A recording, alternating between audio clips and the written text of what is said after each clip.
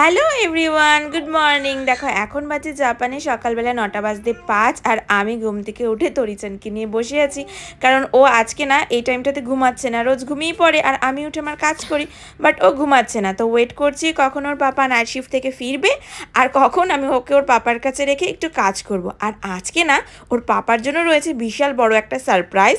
ওর পাপা আসুক, তোমাদের সাথে চলো তাহলে সেটা শেয়ার করি। ফ্রিজটা খোলো, ফ্রিজটা বের করো আস্তে আস্তে, খুলে দেখো এটা। ও টক দই দেখো চামচ দিয়ে চেখে দেখো। চামচ নাও, চামচ নাও। এই তোমার আসছে পাপা। ওইসি হ্যাপি।